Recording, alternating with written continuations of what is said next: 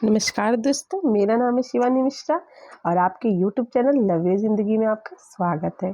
तो दोस्तों, आज हम लोग देखिए कैसे शुरुआत किए थे हम लोग वर्णमाला से और आज हम पहुंच चुके हैं अपने हिंदी व्याकरण के संधि टॉपिक पे।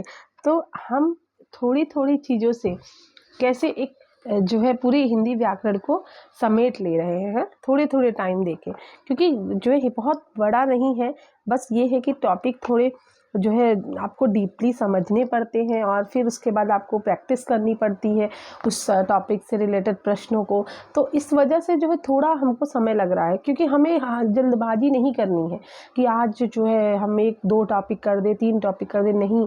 क्योंकि जिस चीज़ को हम जो है थोड़ी मेहनत करते हैं ना, समय देते हैं ना, वो चीज़ हमें एकदम अच्छे से याद हो जाती है या फिर समझ जाते हैं हम लोग। तो हम जो है हर एक चीज़ को, टॉपिक को इतना जो है ऐसे पढ़ रहे हैं कि जैसे हमको लग रहा है कि हम शुरुआत से पढ़ रहे हैं ना। जैसे पहले हम लोग समझ रहे हैं, फिर उसके प्रैक्टिस से कर रहे हैं। तो इससे क्या हो रहा है कि हर एक टॉपिक हमारा मजबूत हो जा रहा है। तो इसीलिए मैं आपको ये कहना चाहती हूँ कि जो भी हिंदी व्याकरण से या हिंदी पट्टी से कुछ भी जो भी तैयारी हिंदी से कर रहा है, उसको हिंदी व्याकरण तो पढ़ना बहुत ज़रूरी है। और वो हिंदी व्याकरण आप तब पढ़ सकते हो जब आप उसके लिए लगातार समय दे सकते हैं। तो अगर मैं चाहती हूँ कि प्लीज़ आप लोग को मेरा वीडियो देखिए और अगर मेरा वीडियो आपको अच्छा लग रहा है तो मुझे लाइक करिए, सब्सक्राइब करिए। क्योंकि देखिए ऐसा नहीं है कि एकदम जो बहुत फेमस लोग हैं उन्हीं को सब पढ़ता है या उन्हीं से सब देखता है। कोई कहीं से नहीं जो है आपको नया कुछ नहीं बता रहा है, सब वही बता रहे हैं। तो बस ये है कि भाई जो दिखाता है कि हाँ भाई बहुत, तो उनका आप लोग फटाक से कैच कर लेते हैं। और जो एक यूट्यूब पे सोचते हैं कि भाई हम भी शुरुआत करें, उन्हें आप लोग नहीं सपोर्ट करते हैं। तो प्लीज़ आपके सपोर्ट की मुझे ज़रूरत है, आप मुझे सपोर्ट करिए। मेरा चैनल प्लीज़ आप लोग सब्सक्राइब करिए और प्लीज़ मेरे चैनल को लाइक करिएगा, ठीक है। तो चलिए हम लोग पढ़ते हैं। आज का टॉपिक है संधि। देखिए हाँ, मैं आपको जिस बुक से पढ़ा रही हूँ वो मैं आपको बताती हूँ। आदित्य से जो है आदित्य पब्लिकेशन की बुक है और सामान्य हिंदी है ये। और देखिए इसमें जो है यूपीपीएस और यूपी पीजीटी, टीजीटी, सीटीटी या फिर यूपी टेट परीक्षा या फिर उत्तर प्रदेश लोक सेवा आयोग या फिर इसमें बैंक, मतलब इसमें सारे जो है ऐसे उन्हीं के प्रीवियस ईयर ही क्वेश्चन भी दिए गए हैं। और ये आदित्य पब्लिकेशन प्रयागराज से ये बुक मैंने वहाँ से परचेस की है, ठीक है। तो दोस्तों देखिए हम पढ़ने वाले हैं आज संधि। वैसे तो कहें तो ये जो टॉपिक है संधि का, ये हिंदी में सब व्याकरण है, मुझे समझने मतलब कहेंगे कि सबको थोड़ा जैसे ज़्यादा थोड़ा सा कठिन है ये टॉपिक हम बहुत ही ध्यान से इसको हमें पढ़ना है। तो हम इसमें देखते हैं। देखिए आपको क्लियर दिखाई पड़ दे रहा है तो बताइएगा। देखिए संधि क्या होता है ना। जैसे हम कहते हैं ना दो जैसे कोई भी देश विदेश में कोई भी समझौते होते हैं तो उन्हें संधि कहते हैं ना, कि ये चीज़ें यहाँ से मतलब हमें मतलब संधि मतलब कि जोड़ना है ना, दो चीज़ों को जोड़ते हैं। तो देखिए संधि का शाब्दिक अर्थ है मेल। क्या है संधि का शाब्दिक अर्थ? क्या होता है? मेल। देखिए यहाँ पे ये थोड़ा आपको नहीं समझ में आएगा। संधि का शाब्दिक अर्थ होता है क्या? मेल होता है। क्या होता है? मेल। परिभाषा है, दो निकटवर्ती वर्णों के परस्पर मेल से जो विकार परिवर्तन होता है उसे हम संधि कहते हैं। दो निकटवर्ती वर्णों के परस्पर मेल में जो विकार उत्पन्न होता है उसे हम संधि कहते हैं। मतलब जब दो निकट पास के वर्ण अक्षर एक दूसरे से मिलते हैं तो जो परिवर्तन होता है, जो विकार होता है, मतलब जो उसमें बदलाव होता है, उसी को हम क्या कहते हैं? संधि कहते हैं। तो संधि कितने प्रकार की होती है? संधि हमारी होती है 3 प्रकार की। कौन कौन सी? स्वर संधि, विसर्ग संधि, स्वर संधि, व्यंजन संधि और विसर्ग संधि। तो देखिए संधि कितने प्रकार की होती है? 3 प्रकार की। कौन कौन सी? स्वर संधि, व्यंजन संधि और विसर्ग संधि। तो आगे देखिए स्वर संधि। बुक से पढ़ रहे हैं, रिवीजन के तौर पे पढ़ रहे हैं। अगर आपको रिवीजन करना है ना, या आता तो सबको बहुत है, आप शायद उस चीज़ बहुत बार पढ़ चुके हैं, हम लोग बहुत बचपन से यही पढ़ रहे हैं, लेकिन एक रिवीजन के लिए मैं आपको बस ये क्लास दे रही हूँ कि आप अगर जो है हाउस वाइफ है या फिर आज आप जो है जॉब करते हो, तो अगर आपको नहीं समय है उतना पढ़ने का तो मेरी वीडियो को बस सुनिए। सुनने से ही आपको, मुझे लगता है, ज़्यादातर आपका रिवीजन हो जाएगा। ठीक है, तो स्वर संधि के भेद होते हैं। स्वर संधि के भेद कितने होते हैं? दीर्घ संधि, गुण संधि, वृद्ध संधि। स्वर संधि के भेद कितने होते हैं? स्वर संधि के भेद, पहले हम स्वर संधि देखते हैं। तो स्वर संधि क्या होती है कि दो स्वरों के मेल से जो विकार होता है उसे स्वर संधि कहते हैं। स्वर मतलब यहाँ पे स्वरों की बात हो रही है ना, तो आ मतलब जो है हमारे 11 स्वर है उनकी बात यहाँ पे की जा रही है। तो दो स्वरों के मेल से जो विकार उत्पन्न होते हैं उसे हम स्वर संधि कहते हैं। स्वर संधि के भेद कितने होते हैं? स्वर संधि के भेद 5 होते हैं। कितने होते हैं? 5। कौन कौन से? दीर्घ संधि, गुण संधि, वृद्ध संधि, यड़ संधि, अयादि संधि। ठीक है, तो संधि के स्वर संधि में क्या होगा? स्वरों का मेल होगा। आप इसको इसी से समझ जाइएगा कि यहाँ पे स्वरों का मेल होगा, स्वरों का मेल होगा। और इसमें 5 होते हैं। कितने? 5। दीर्घ संधि, गुण संधि, अयादि संधि, वृद्ध संधि, यड़ संधि, है ना, और अयादि संधि, सॉरी अयादि संधि। तो आप देखिए यहाँ पे मैं आपको ये बता रही हूँ कि जो दीर्घ स्वर, अब आपने जब भी पढ़ा है तो आपको पता है ना कि कौन सा ह्रस्व स्वर है, कौन सा दीर्घ स्वर है। ठीक है, कौन सा ह्रस्व स्वर है, कौन सा दीर्घ स्वर है। तो देखिए यहाँ पे सब लिखा है। क्या है कि दीर्घ संधि क्या होती है? नियम है ह्रस्व या दीर्घ। अब दीर्घ क्या है? आ ई उ, आ ई उ, ये ह्रस्व है। ये क्या है? ह्रस्व है ना। के पश्चात क्रमशः ह्रस्व दीर्घ आ ई उ स्वर आए तो दोनों मिलकर दीर्घ आ ई हो जाते हैं। इसका मतलब क्या है कि अगर जैसे कोई, जैसे ह्रस्व स्वर आए आ ई या उ, है ना, और उसके बाद अगर कोई जो है दीर्घ स्वर आए, जैसे आ ई और उ, है ना, अगर ये आए तो दोनों का क्या हो जाएगा? इन दोनों का मिला के आ का आ तो आ हो जाएगा, और छोटी का बड़ी मिला के ई हो जाएगा, बड़ा ई होगा, और छोटा उ बड़ा उ मिला के बड़ा उ हो जाएगा। ठीक है, तो दीर्घ संधि में यही होता है। इसका नियम क्या है? नियम क्या है कि हर्ष या दीर्घ आ ई उ के पश्चात क्रमशः ह्रस्व दीर्घ आ ई उ स्वर आए तो दोनों मिलकर दीर्घ आ ई उ हो जाता है। ठीक है, तो इसमें जो है बहुत सारे उदाहरण हैं जो आपको समझाने के लिए दिए गए हैं। देखिए इसमें क्या है? पहला है कि आ प्लस आ धन आ बराबर आ, है ना। अब कौन कौन से शब्द बन सकते हैं आ धन आ से? धर्म धन अर्थ, धर्म धन अर्थ। तो देखिए धर्म म और म में भी आ है और इसमें भी आ है, तो क्या बताया गया है? अगर इधर आ और आ हो दोनों तरफ तो ये क्या हो जाएगा? आ हो जाएगा। क्या हो जाएगा? आ हो जाएगा। तो देखिए धर्म धन अर्थ, तो क्या हो जाएगा? धर्मार्थ। क्या हो जाएगा? धर्मार्थ।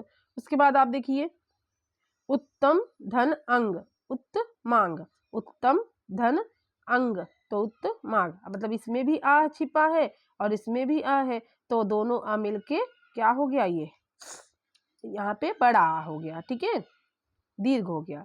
उसके बाद देखिए अग अग धन अवधि, अग धन अवधि, तो अग है ना, यहाँ पे देखिए अग, तो इसमें भी आ है। ठीक है, निकाल दो। फिर इसके बाद इसमें भी आ है, अवधि में भी आगे आ है, तो ये क्या हो गया? अद्यावधि। धन धन अर्थी, धन धन अर्थी, धनार्थी। तो ये आपने कौन सा नियम देखा? ये आपने देखा आ और आ का, है ना, दोनों मिलके क्या हो गए? आ हो गए। ठीक है, ये नियम देखा। दूसरा नियम क्या है कि दूसरा नियम है कि अ धन आ का क्या हो जाएगा? आ। क्या हो जाएगा? आ हो जाएगा। यहाँ पे देखिए कुश धन आसन, कुश धन आसन तो क्या हो जाएगा कुशासन।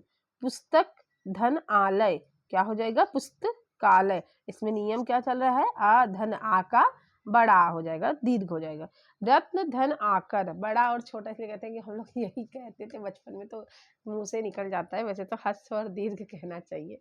ठीक है, चलिए आगे देखते हैं। धर्म धन आत्मा, धर्मात्मा, धर्म धन आत्मा धर्मात्मा। आगे देखिए आ धन अ बराबर आ धन अ बराबर आ क्या होगा।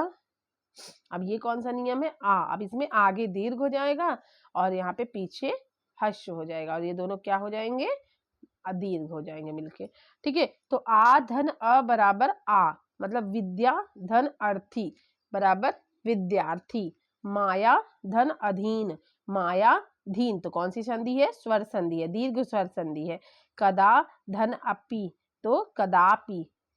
विद्या धन अनुराग विद्यानुराग, मतलब दीर्घ में क्या नियम हो रहे हैं कि हश्र का दीर्घ हो जा रहा है, दीर्घ प्लस हश्र बराबर दीर्घ हो जा रहा है। ठीक है, तो यही नियम चल रहे हैं। ठीक है, आगे देखिए अब अब यहाँ पे नियम क्या है आ धन आ बराबर आ।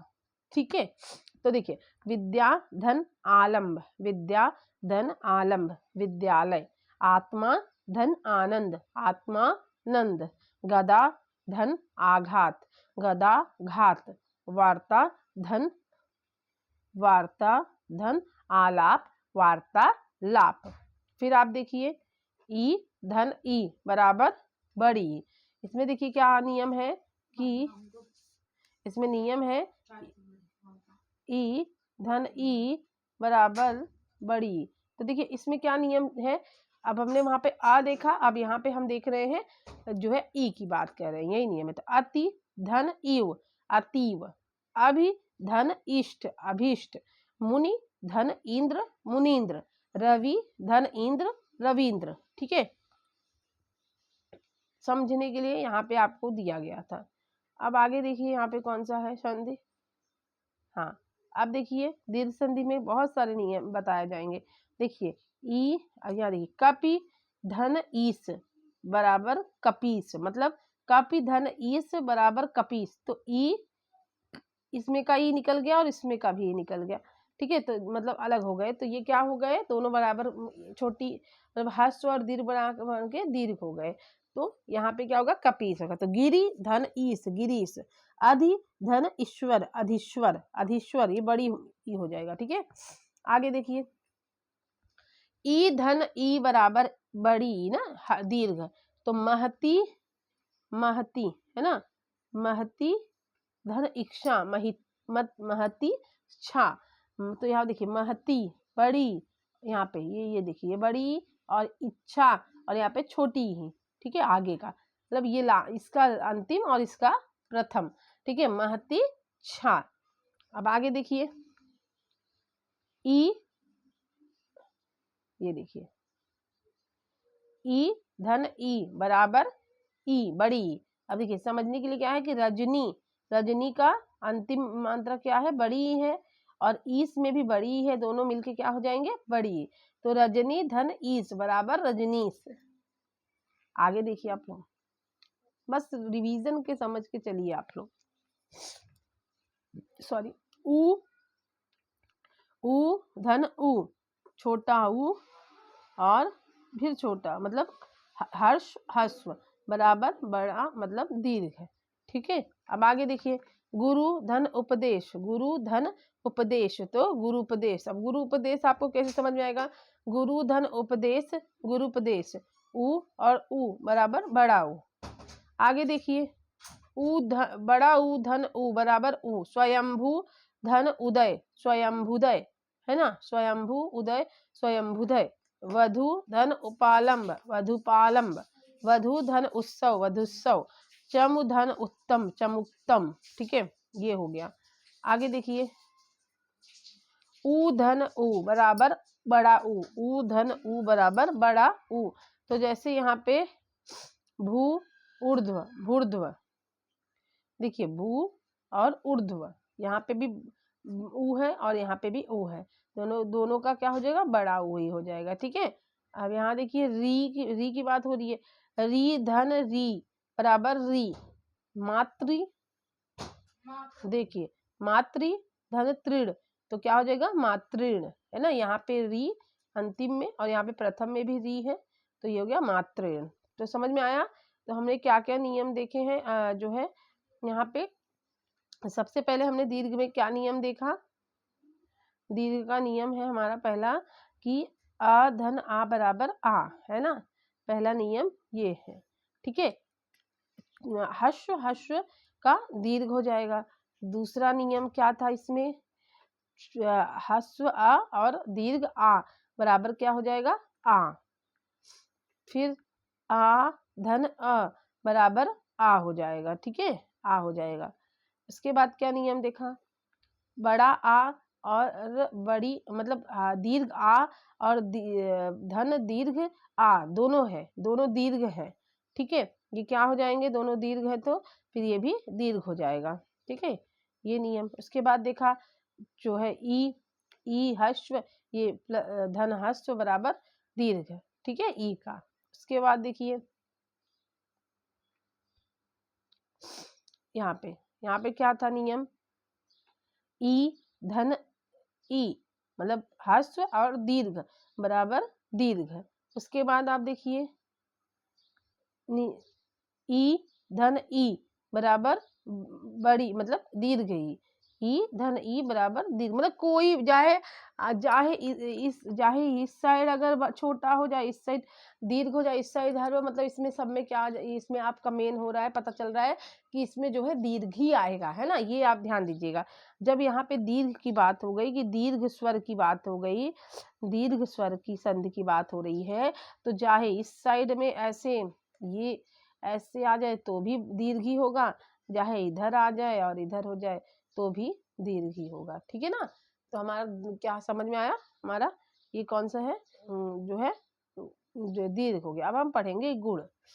गुण में क्या होगा, यदि अ और आ के बाद यदि आ और आ के बाद ई और ई या मतलब ई और उ या उ और री स्वर आए तो दोनों के मिलने से क्रमशः ए ओ औ अर हो जाता है, ए ओ और अर हो जाता है। देखिए अब देखिए, ये देखिए नियम क्या है इसका, कि जैसे अ और ई इसको मिलने से क्या हो रहा है, ए बड़ा मतलब दीर्घ आ और ई इसको मिलने से क्या हो रहा है, ए हश्व आ और हश्व उ इन दोनों के मिलने से ओ, दीर्घ आ और हस्व उ बराबर ओ, और हस्व आ और री बराबर क्या हो जा रहा है, अर। ठीक है, और दीर्घ आ और दीर्घ ई के बराबर ए हो जा रहा है, दीर्घ आ और दीर्घ ई के बराबर ए हो जा रहा है, हश्व आ और दीर्घ उ के बराबर ओ हो जा रहा है, आ और उ, आ दीर्घ है और उ क्या है, वो हमारा क्या हो जाएगा, दीर्घ, दोनों दीर्घ है तो उसका भी ओ हो जाएगा, और आ और दीर्घ अर हो जाएगा। मतलब याद रखिए कि अगर चाहे आपका चाहे आ और ई हो तो भी ए होने वाला है, चाहे धन ई हो, है ना, तो भी ए ही होने वाला है, चाहे जो है आपको आ धन उ बराबर ओ ही होने वाला है, और चाहे आ धन उ बराबर ओ ही होने वाला है। मतलब चाहे बड़ा दीर्घ हो चाहे छोटा दीर्घ हो, इन सब में क्या होगा, ओ ही हो जाएगा। एक मिनट, हाँ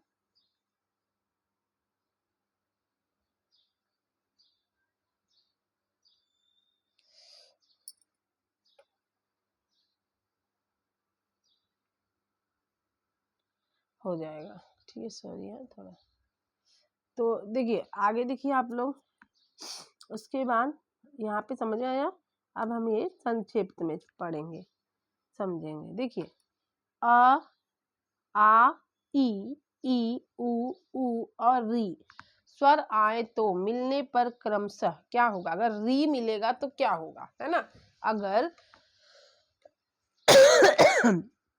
अगर आ या ह्रस्व या दीर्घ आ, धन या ई और या ई, या धन ऊ या ऊ और री स्वर आए तो मिलने पर क्या होगा?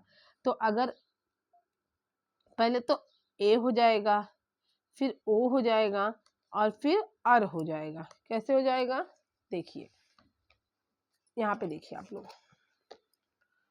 अगर आ और ई मिला तो क्या होगा? ए हो जाएगा। क्या हो जाएगा? वो ए हो जाएगा।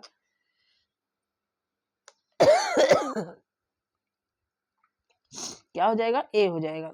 देखिए ये नियम देखिए, आ और ई ये मिला, अगर मिल गया तो क्या हो जाएगा? ए हो जाएगा। ठीक है, तो देखिए नर धन इंद्र, नर धन इंद्र, नर इंद्र का क्या हो जाएगा? नरेंद्र।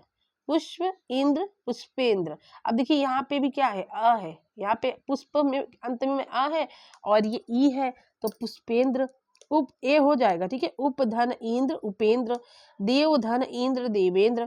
और एक बात इसमें याद रखिए, इसमें हमेशा एक लाइन ऊपर, मतलब ये नहीं, इसमें हमेशा एक ही मात्रा रहेगी हर एक में। देखिए नरेंद्र पुष्पेंद्र उपेंद्र देवेंद्र सुरेंद्र सतेंद्र स्वेच्छा शुभेच्छा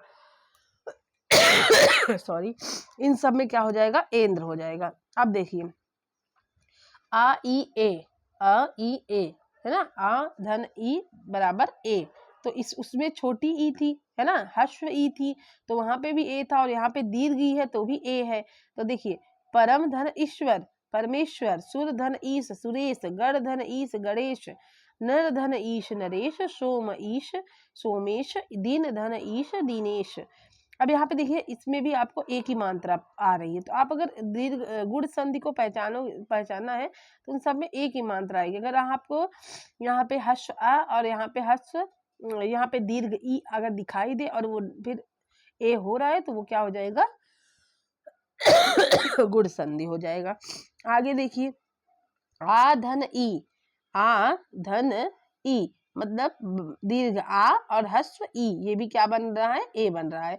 और यहाँ पे भी देखिए आ दीर्घ और ई दीर्घ, फिर भी ये क्या बन रहा है? ए ही बना। ये आय नहीं बनेगा, ये बनेगा ए ही। क्या बनेगा? ए ही। तो देखिए रमा धन ईश रमेश, उमा धन ईश उमेश, लंका धन ईश लंकेश, महाधन ईश महेश, राजा ईश राजेश, महाधन ईश्वर महेश्वर। तो ये क्या हो जाएंगे? ये सब कौन से उदाहरण है? ये हमारे गुण संधि के उदाहरण है। अब देखिए आ धन उ बराबर ओ, है ना, यहाँ पे क्या सूत्र चल रहा है कि आ या उ, मतलब चाहे ये आ हो चाहे ये दीर्घ हो, चाहे ह्रस्व हो चाहे दीर्घ हो, दोनों का क्या होता है? ओ ही होता है। और अ धन उ बराबर ओ होता है। ठीक है, तो देखिए सूर्य उदय, सूर्य धन उदय बराबर सूर्योदय, लोक धन उपचार लोकोपचार। अब देखो लोक में भी अ है और यहाँ उ है, तो ये दोनों का क्या हो जाएगा? ओ हो जाएगा। क्या हो जाएगा? ओ। अगर लोक में आ निकला और उपचार का उ निकला, है ना, निकल के, तो क्या हो जाएगा? दोनों ए जुड़ेंगे तो यहाँ पे ओ हो जाएगा। क्या हो जाएगा? ओ हो जाएगा। ठीक है, इसमें देखिए विवाह धन उत्सव विवाहोत्सव, वीर धन उचित वीरोचित, पर धन उपकार परोपकार, बसंत धन उत्सव बसंतोत्सव, रोग धन उपचार रोगोपचार, हित धन उपदेश हितोपदेश। तो यहाँ पे क्या है? ये हमारे गुण संधि के उदाहरण है।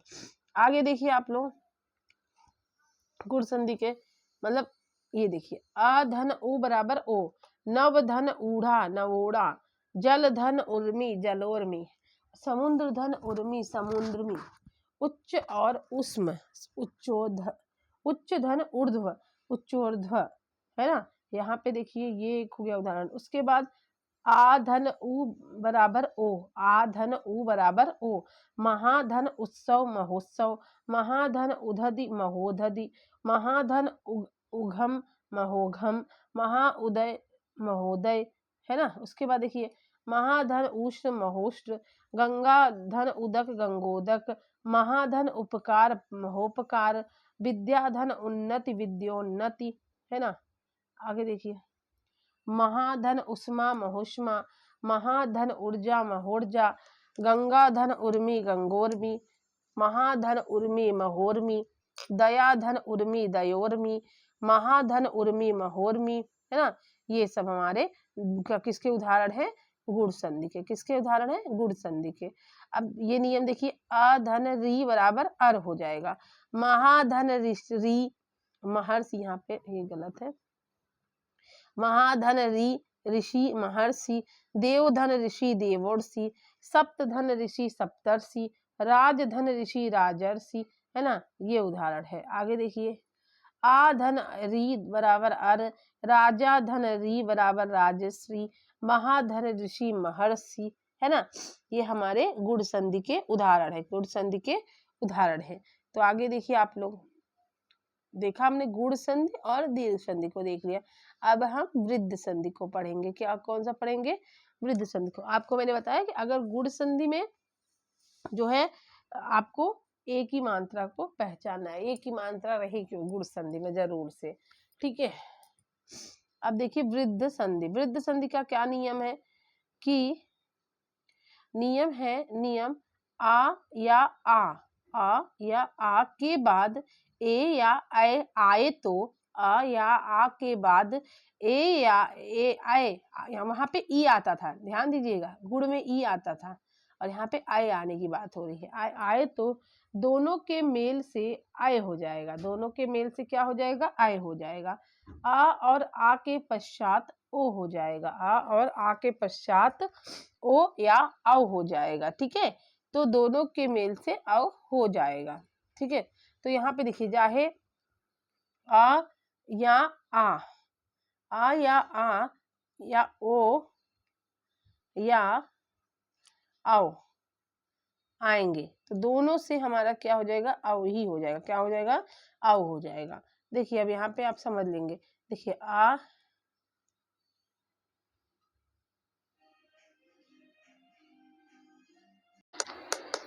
और आ धन ए और ऐ बराबर ऐ हो जाएगा, ठीक है। आगे देखिए, आ धन ओ धन औ बराबर औ हो जाएगा। आ और आ धन आए और ऐ बराबर मिलकर ऐ हो जाएगा।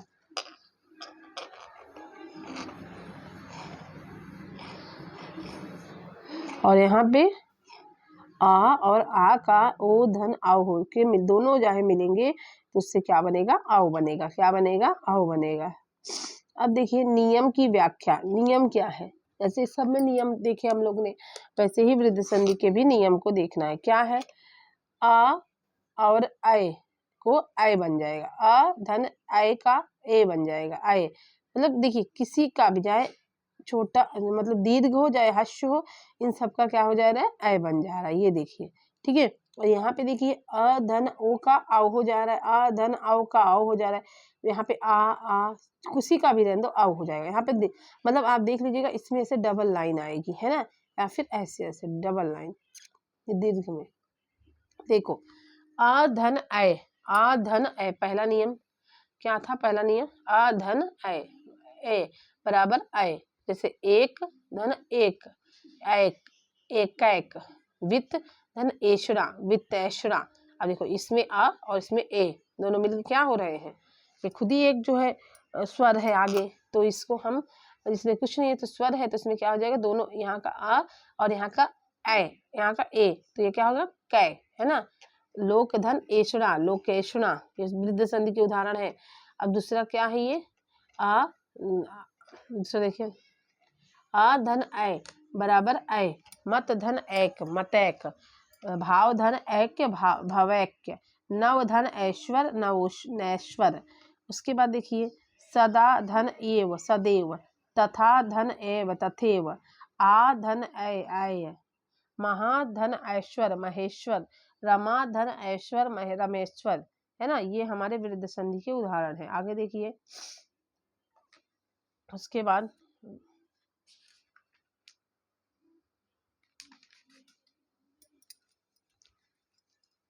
जल धन ओध, जलौध, वन धन औषधि वन औषधि, परम धन ओज परमौज, दंत धन ओष्ठ दंतोष्ट, परम धन जो है ओजस्वी परमोजस्वी। देखिए सब पे ध्यान दीजिए, सब पे डबल मात्राएं आ रही हैं, ठीक है। तो आप इसी से पहचान भी जाएंगे कि ये वृद्ध संधि है। अ धन औ बराबर औ, तो देखिए परम धन औषध परमोषध, परम धन औदार्य परमोदार्य, देव धन औदात्य देवदात्य यहाँ पे, ठीक है।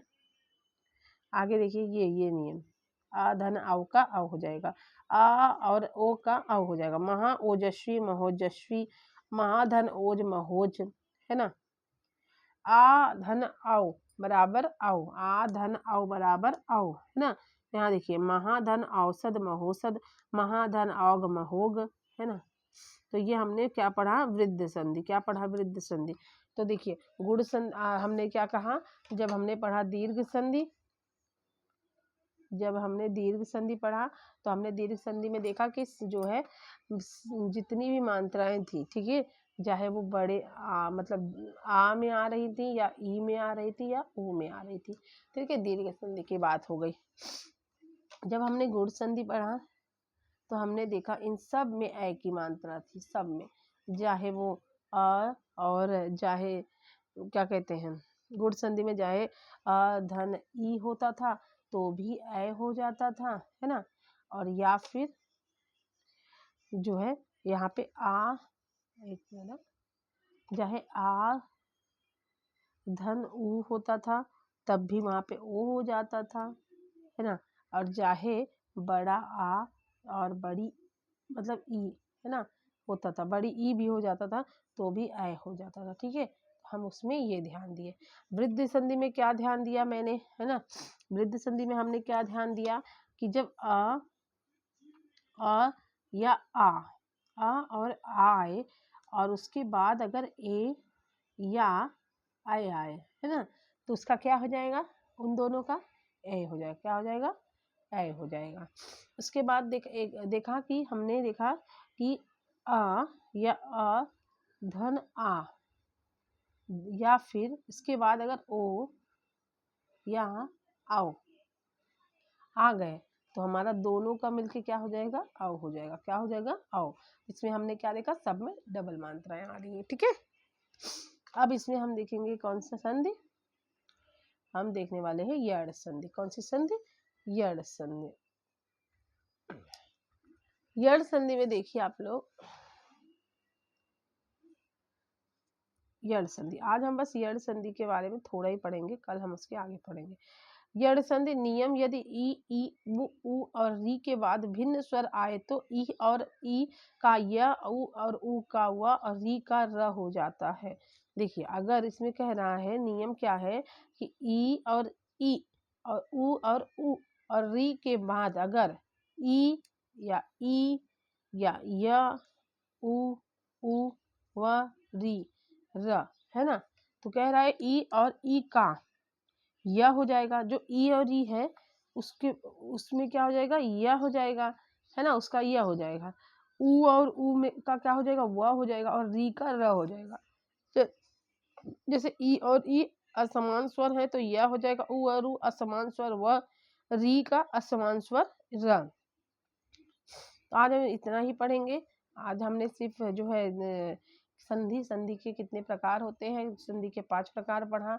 उसके बाद संधि नहीं, पहले हमने पढ़ा कि संधि किसे कहते हैं, संधि के कितने प्रकार होते हैं। उसके बाद हमने पढ़ा कि जो है कितना दीर्घ संधि, गुण संधि और जो है वृद्ध संधि, ये तीनों संधि को हमने पढ़ के समाप्त कर दिया है। हम कल पढ़ेंगे जो है यड़ संधि और अयादि संधि को। तो आज के लिए इतना ही, कल मिलेंगे। धन्यवाद।